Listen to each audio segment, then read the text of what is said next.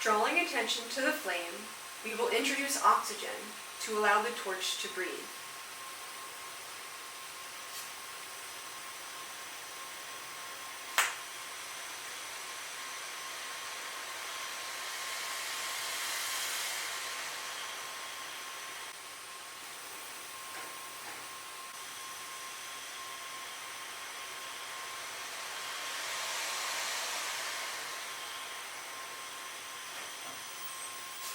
Bring your awareness to the breath of the flame.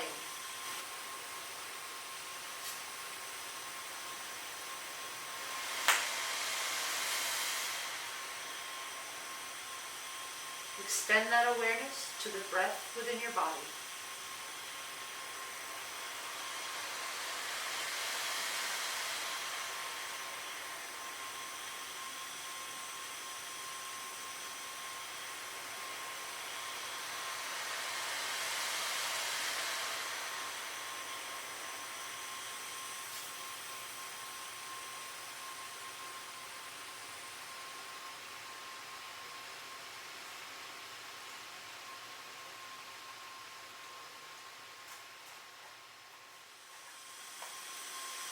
Hello, I'm Madeline Rile. And I'm Lemaire. Thank you for joining us. In this video, we will be exploring the intersection of flameworking and performance through a presentation and a series of performances filmed on site. We'd like to thank Rochester Institute of Technology for hosting the live performance and the Glass Art Society for including our presentation.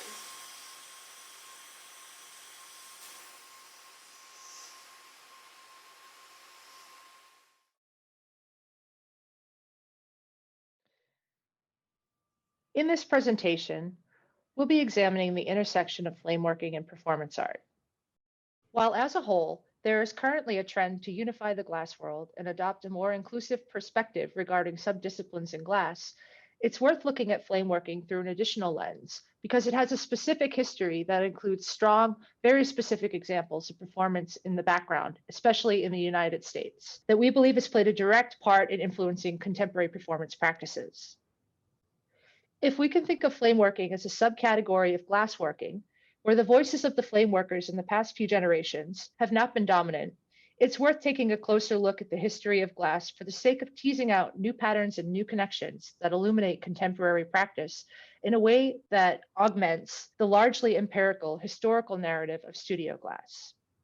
Flameworkers may not be immediately visible in the glassworking community. We have to fight for visibility. So that alone is enough to consider the experience of the flameworker as a different perspective than that of, say, a hotshop worker. Approaching the glass community with a filter of intersectional theory could be useful and allow us to give value to voices which have been traditionally marginalized within the glass community. Our goal with this presentation is to establish definitions, conceptual framework, and precedents that we can apply to contemporary practice to widen the conceptual lens used to better understand examples of work by contemporary artists. We've identified a few key ingredients for performance. These include time, space, the body, presence of the artist, and the relation between the creator and the public. The goal is to generate a reaction. Psychologists Williams and Crane define the characteristics of an ideal performance state. These include absence of fear, adaptive focus, and a distortion of time and space where time does not affect the activity. There are many types of performance, and the borders of these genres are not fixed, and they tend to overlap each other. While we are primarily concerned with performance art, we think it's worth noting the several genres for the sake of our discussion. This includes performative objects, demonstration, performance art, immersive installations, theater, video, and film. Designer and researcher Christina Netterer offers a definition for performative objects in the context of design that's useful here.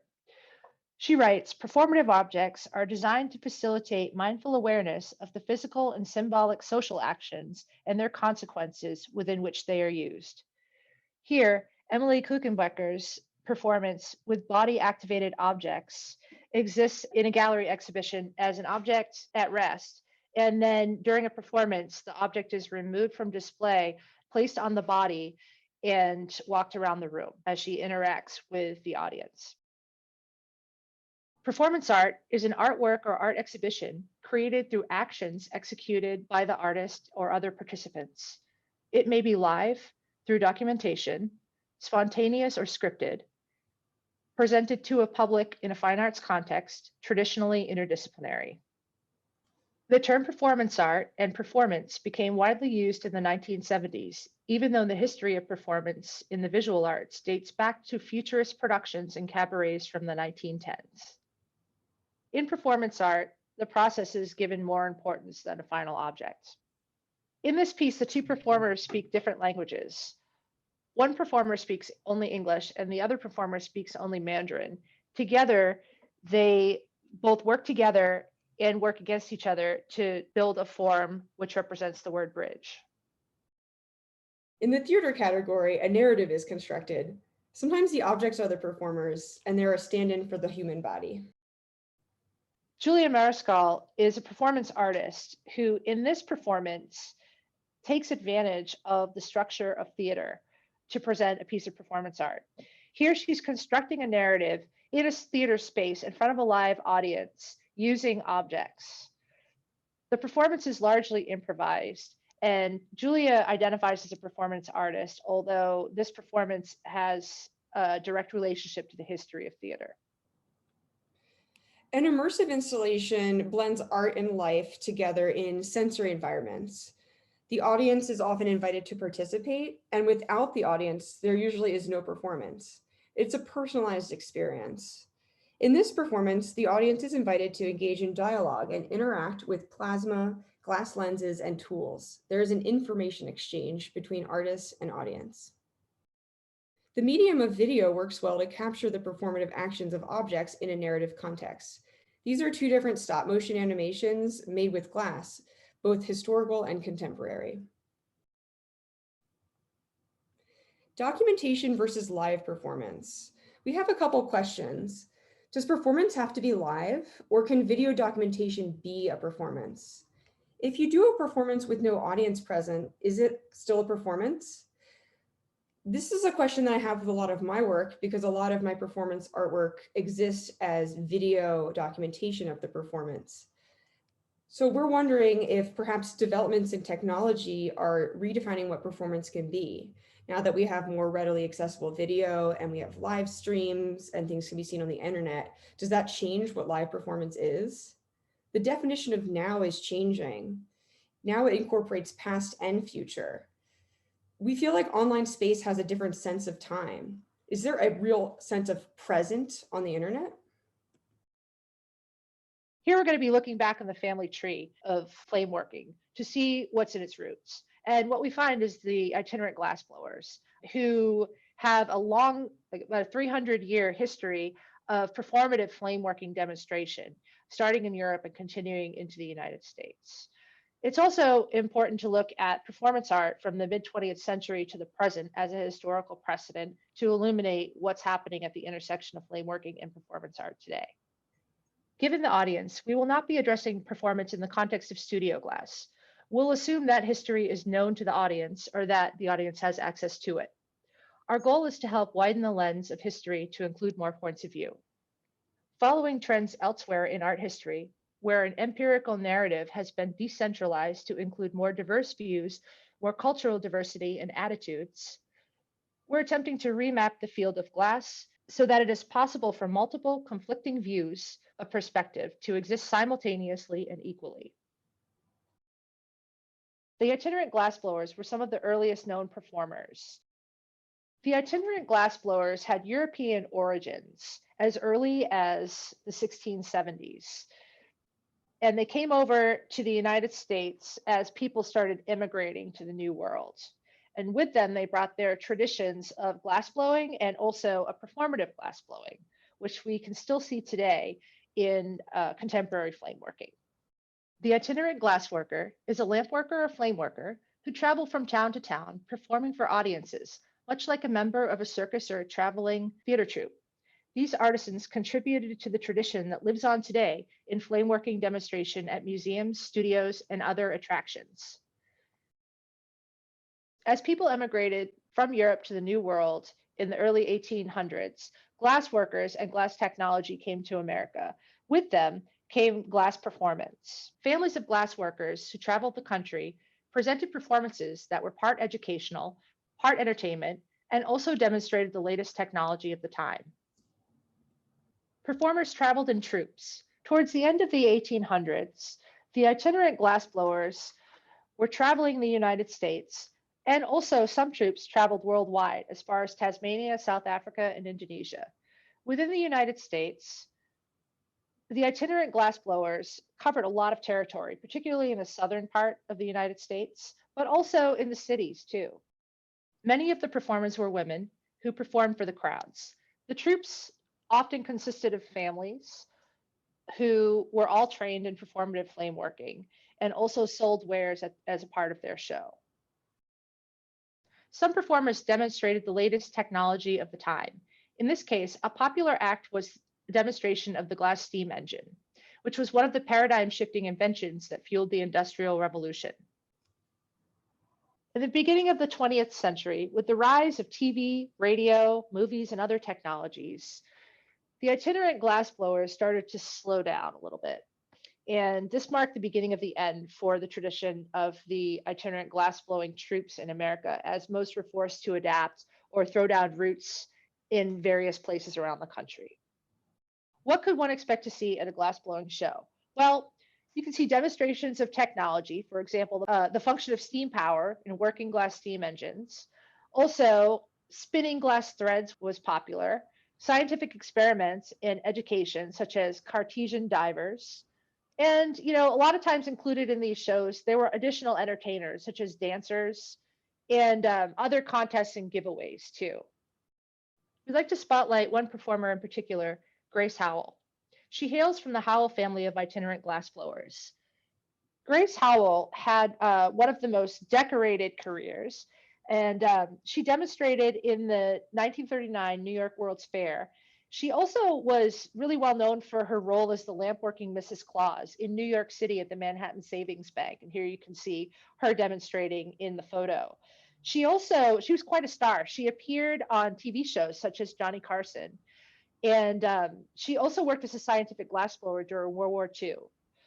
Her most well-known flame-worked object is the Bluebird of Happiness in the upper right here. And that was the first piece made for Shirley Temple in Shirley Temple's film, The Bluebird. Mid-20th century marked the end of the itinerant era for glassblowers as performers started to settle down and contracted with attractions such as Disney World or the Corning Museum of Glass. The identity of the itinerant flameworkers shifted from performers to artists. Flameworkers began to establish themselves in the fine arts and craft world and began to distance themselves from the itinerant lifestyle of demonstrating in shopping malls and state fairs. Today, there are still traces of itinerant glassblowing heritage visible in the identity of the American flameworker. Since our equipment is portable, we're often traveling artists. We are organized online usually than physically in person. The community operates a little differently from the hot shop, which is a fixed location. We often gather in large festivals, which are our meeting places. And in these meeting places, they're part educational, part entertainment, and there's also an aspect of showcasing new technology, which is similar to that of the itinerant flameworker. Here's Wonka Farmer from the Degenerate Flame Off. And in this image here, he is using a robotic arm to turn his punty as he's making marini. And in the second photo on the right, he's showing off by kind of taking a break while this automated robot arm does the work for him. There's definitely a performance element and a display of showmanship here. I don't know that I would call this performance art performance directly, but there's aspects of showmanship that I think definitely relate to the legacy of the itinerant flameworkers. Another aspect of performance that grew in popularity in the early 20th century is performance art. The origins of performance art started with the Dadaist and Russian constructivist groups, focusing on avant-garde poetry readings and live paintings meant to be viewed by an audience that could be scripted or completely improvised and included audience participation if desired. This practice began in Europe and came over to the United States as artists immigrated. It's really hard to think about performance art without considering what was happening in the world during that time.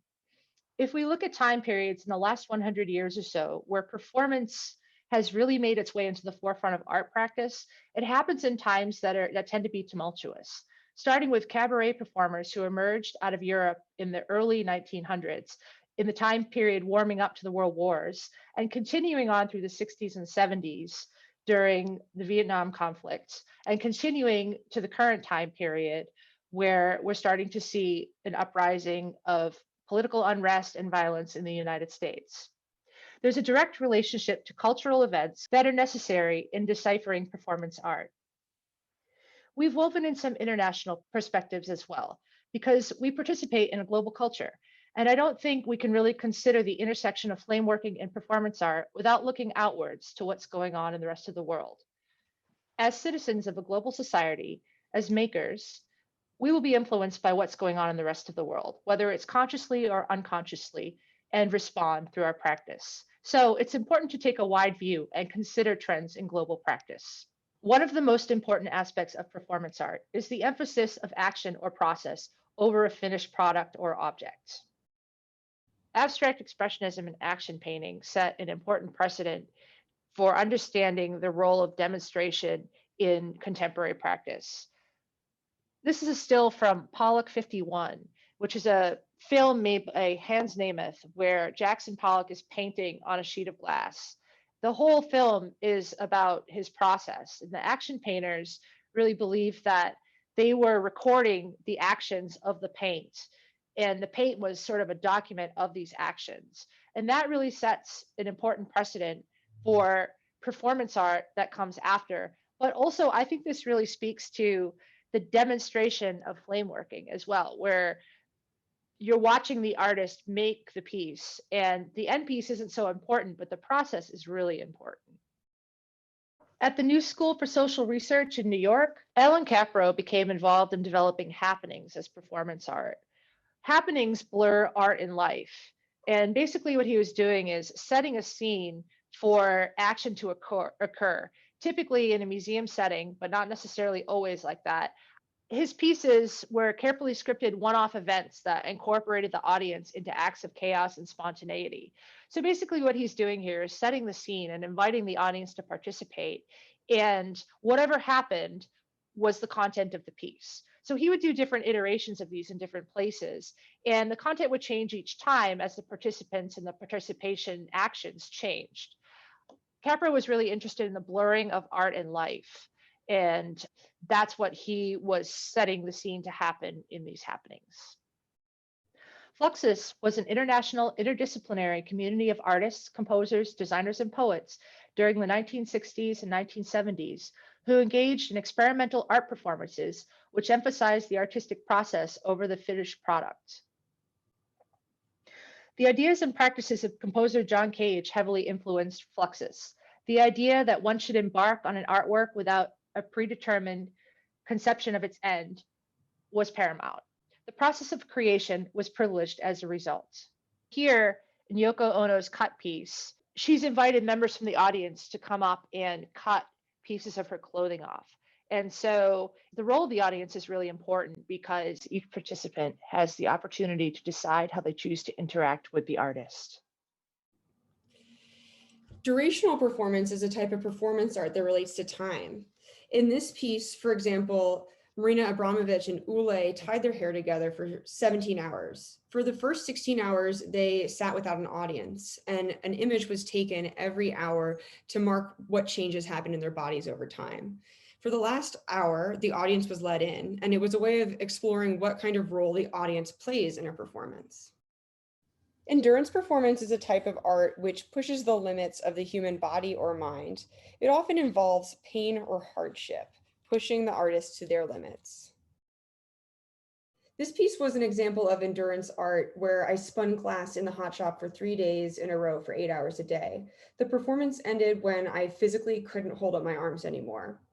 In this piece, I'm examining the idea of accretion and depletion. As the material of glass accretes and builds up, it documents the depletion of my physical stamina. So my human body is exchanged in a sense for this glass corpus that stands in front of me.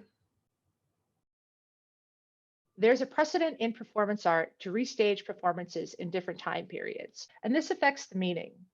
Here are two examples of a performance, Through the Night Softly, the original by Chris Burden in 1973, and a response in 2020 by Jamie Marie Rose. Both artists, with their hands tied behind their back, crawled through crushed glass.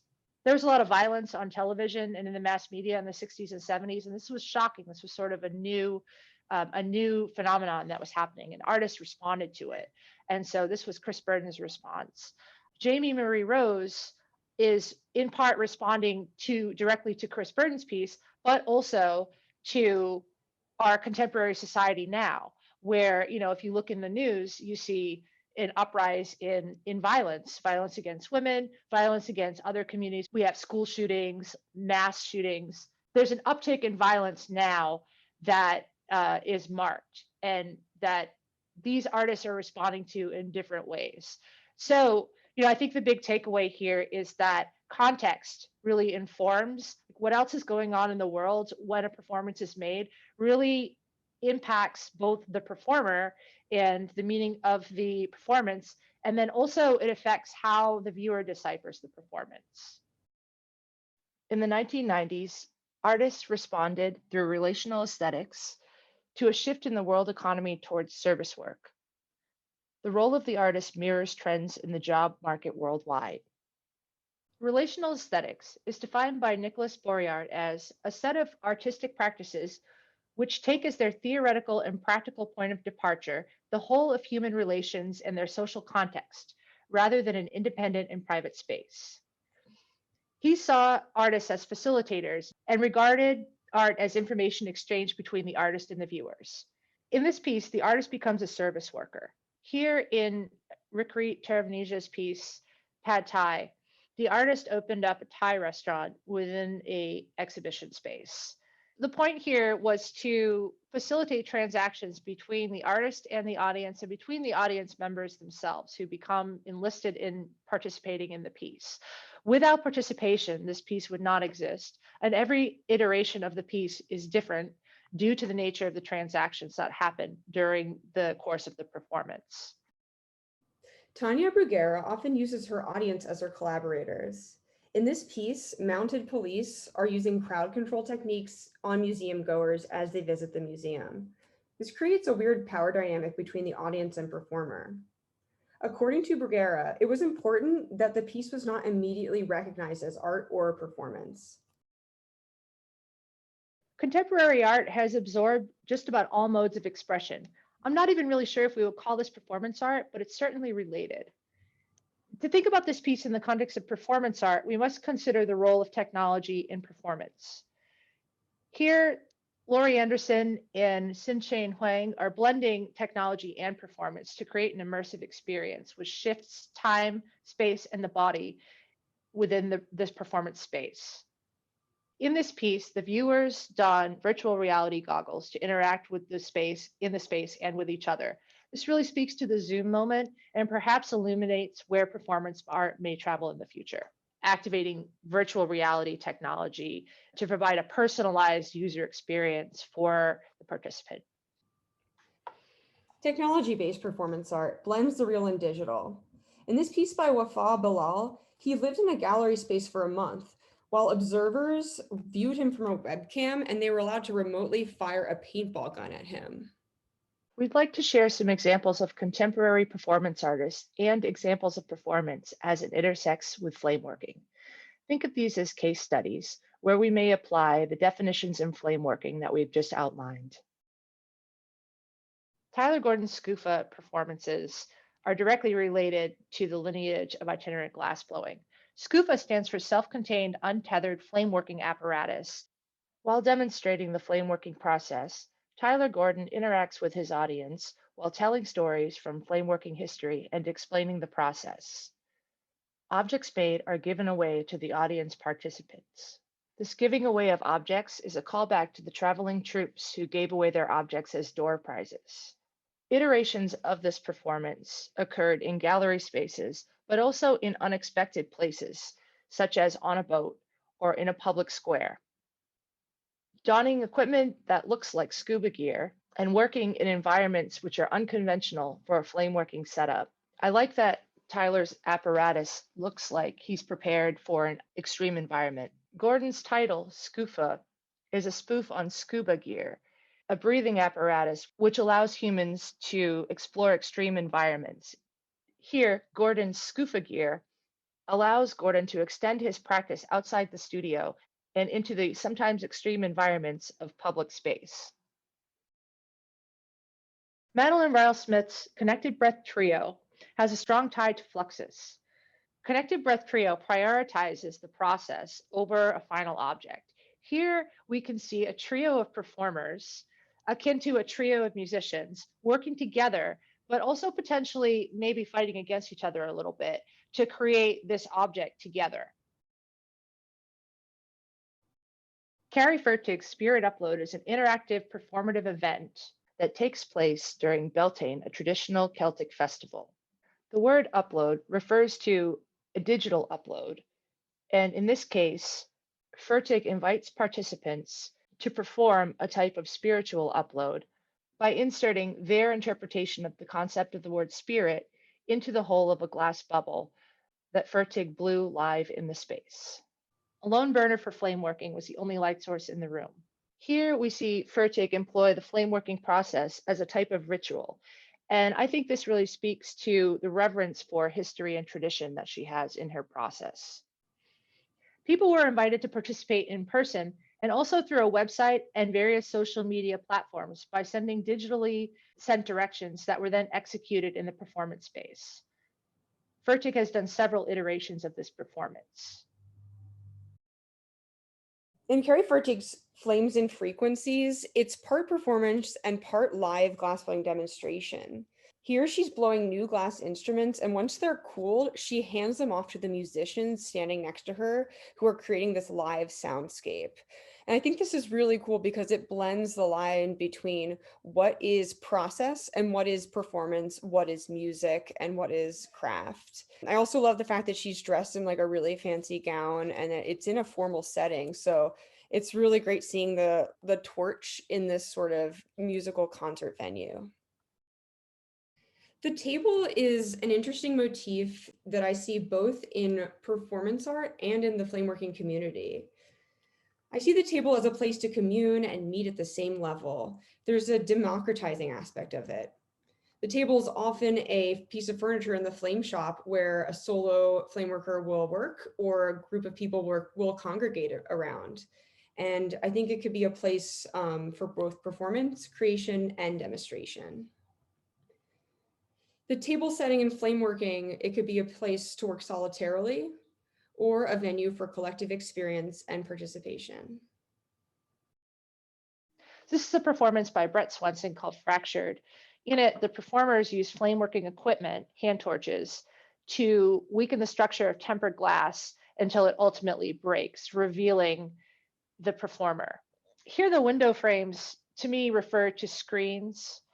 The word window in contemporary times has gone from being like a window in a house to a window on a computer screen where you can have multiple windows open.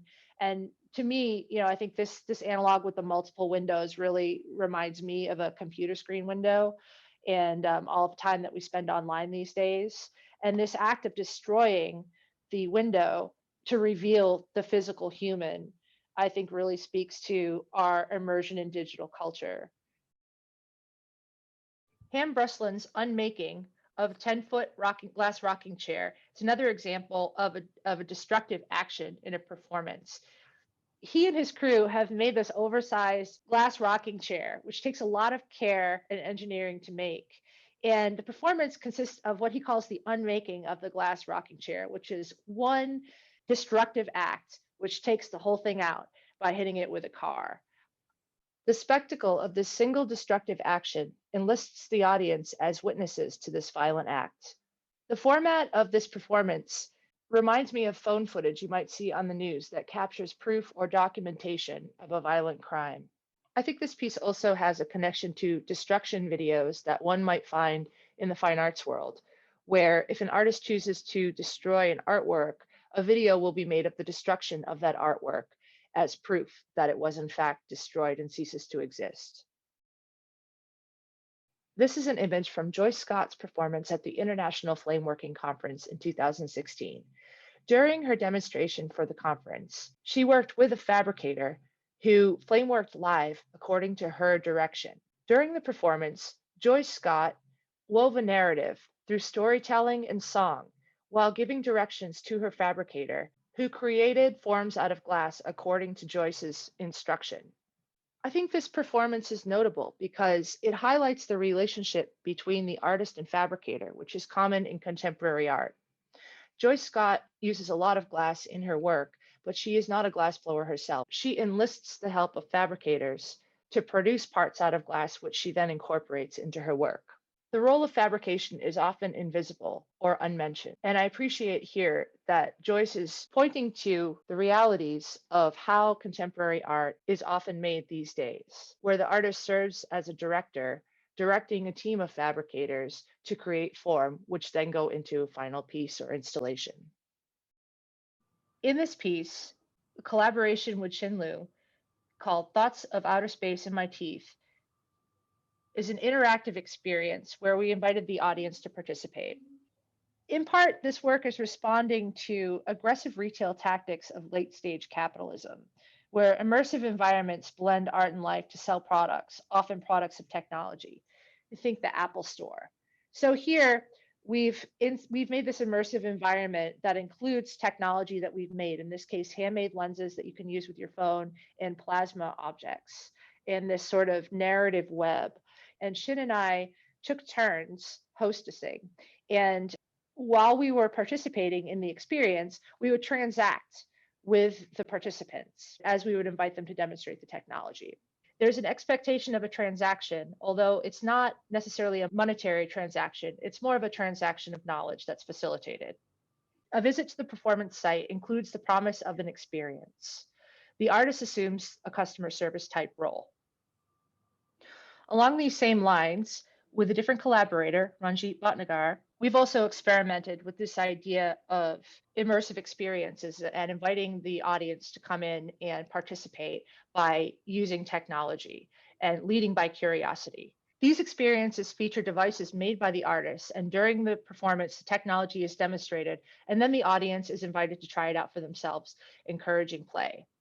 We're using technology to enhance or extend the sensory experience of the performance in the environment. In this piece by Jessalyn Maiola, she wears a glass mask that distorts her vision and hinders her speech because the glass presses down on her tongue. She repeats gestures from traditional Javanese dance movements from her childhood. The artist is broken free when another person comes and hears their calling and assists them in breaking the glass mask. This is a performance about vulnerability and social support. In this video by Becky Feather, it's kind of a play on a function video. There's a sense of demonstration of this glass bicarbon vinegar rocket. There's a sense of hype and this aspect of demonstrating a functionality. And there's a sense of buildup and letdown in the final piece.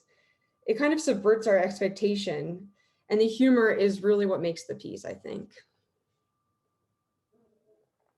In this piece by Xin Lu called Living Distance, a performative robot as a stand-in for the body performs in an inhospitable environment, in this case, low Earth orbit in a zero gravity environment.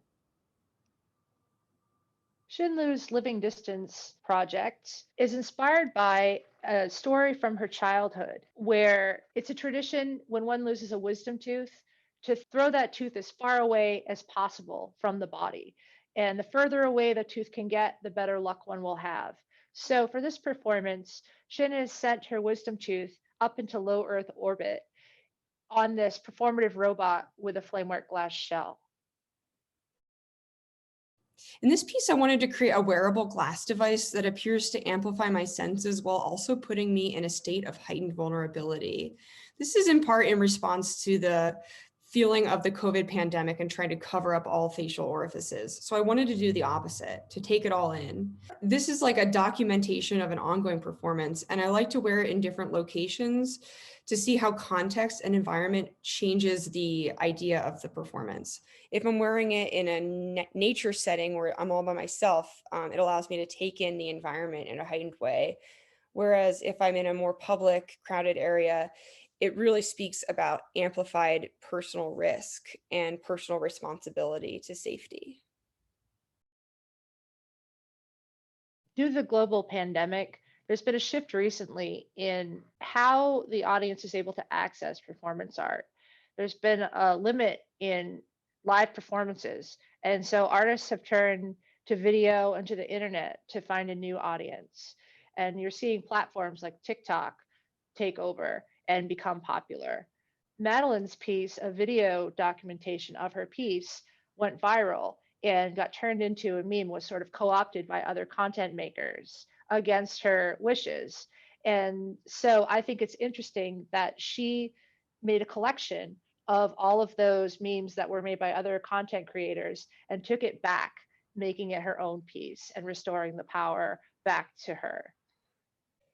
In this image, what we're seeing here is Madeline's image that had then been co-opted by another content creator who applied this title. This one in particular, people are having to wear this mask now, both is incorrect and also really has the finger on the pulse for the vibe at the moment of the tone of fear in the US as we're still under the limitations of the COVID-19 pandemic.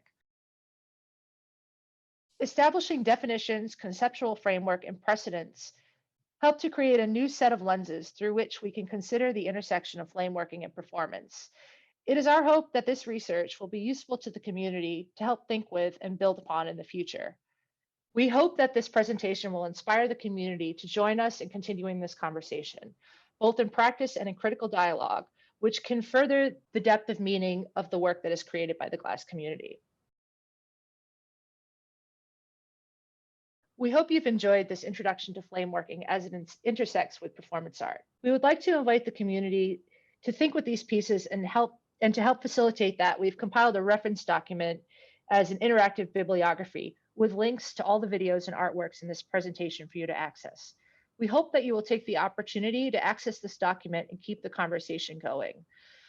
One of our goals is to make some space for flameworking in the glass community and within contemporary art.